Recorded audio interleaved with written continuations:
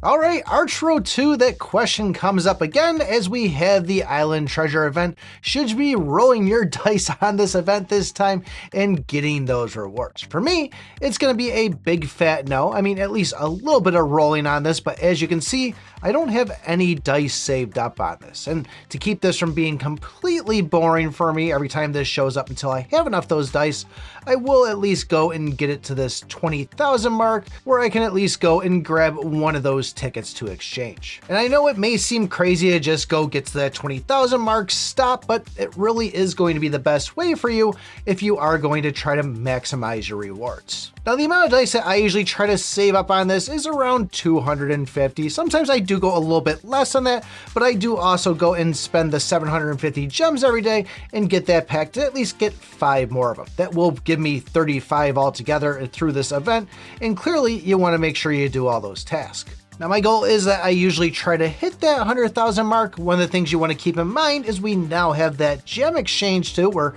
you can go spend some gems, get some rewards. So you at least want to make sure you're hanging on to, I think, about 7,200 of these, so you can just get a couple more tickets from exchanging. I know some people will go past that, hit the 150, hit the 200,000. That's not me. I usually just play that 100,000 mark. Once I get there, buy these things, and I'll kind of remain and hang on to any keys I have for next time. When I first started playing this dice event, my main goal was going and grabbing these auto shards, getting it unlocked, and getting star levels behind it. Now, with the whole guild expedition, I don't even think that I would go and try to grab any of these from here. I'd solely rely on the fact of getting points in guild expedition and getting auto leveled up that way. That's just me personally on it. I think more of the goal on this is to go and focus on those artifacts and really try to get those things leveled up. These are the things that are holding me off towards the late game here, and I really need to start investing in these things now. I would say if you're early in the game and don't have a lot of artifacts yet, I would go at least get these yellow ones, these legendary. Not going to take a lot of tickets to go and get those.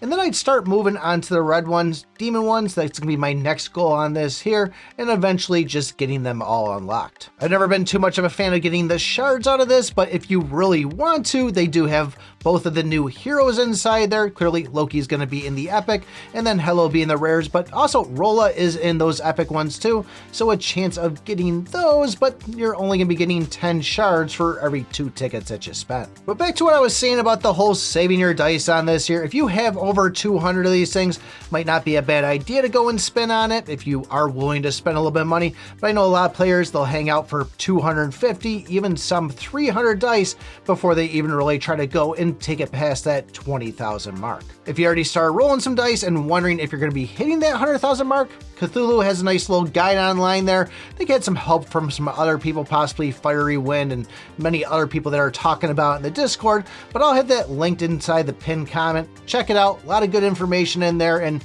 you won't go wrong by checking it out. But if you want to know everything that just dropped in update 1.1.1, take a look at this video right here. Thanks for watching, and remember, I pick my butt.